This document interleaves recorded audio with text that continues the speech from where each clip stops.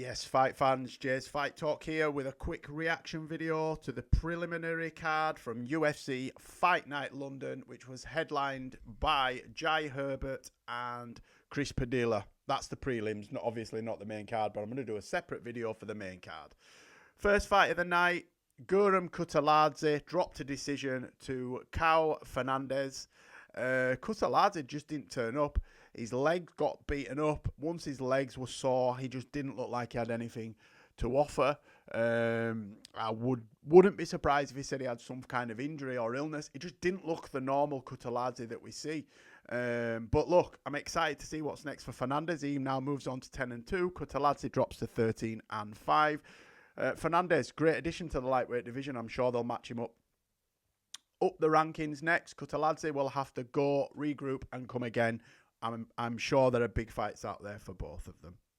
Next one was a clash of guys that have actually know each other from the bantamweight division. Saw Nathan Fletcher, 9-2, face off against Cowlan Loughran, 10-2.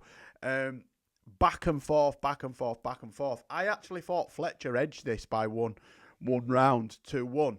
And I know some of the people that I've spoke to have also agreed that they thought Fletcher won the fight. But look, he didn't get the decision. Loughran got the decision and moves on further up the rankings in the bantamweight division. Big fights out there for both of these guys. Great for UK MMA.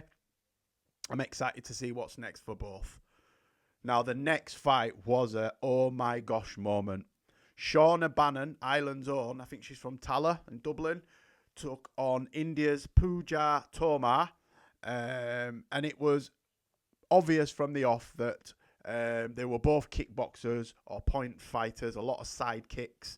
Tomar seemed to have the heavy hands, and Shauna Bannon didn't really want to mix it up with her. And she was concentrating on not getting caught by the hands, and then got caught with a nasty head kick that left her flat on her back. A lot of people wouldn't have been able to get up. Not only did she recover, she managed to secure an armbar.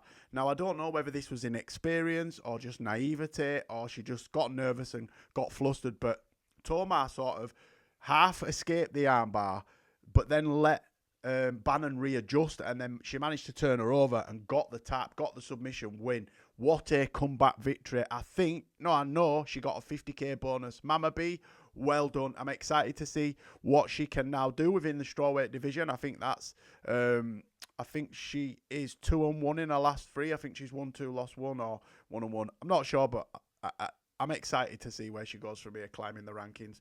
Pooja Tomar, heavy-handed girl. She'll come again. I think it was a UFC debut, but look, she's one of the sole representatives of India within the female strawweight division. So I'm pretty sure she's got a lot of fans behind her, a lot of momentum. Will we see a headline UFC Bombay? Don't know. Next was CLD, Christian Leroy Duncan facing off against Andrei Puliev. Christian Leroy Duncan did what Christian Leroy Duncan does best. Stayed at range, used his striking. He's got some fantastic striking. And it was fairly easy. I gave him it 30-27. I think the judges gave him it 30-27 also. I would like to see Christian Leroy Duncan face Marvin Vettori. I think that's a fight I'd like to see him next. Vettori's coming off a loss. Duncan's coming off a win. That could headline a fight night card at the Apex. So yeah, I'm excited to see what's next for Christian Leroy Duncan. The next saw the UK's own Mick Parkin, stablemate of Tom Aspinall, the interim heavyweight champion, face off against Marcin Tybura.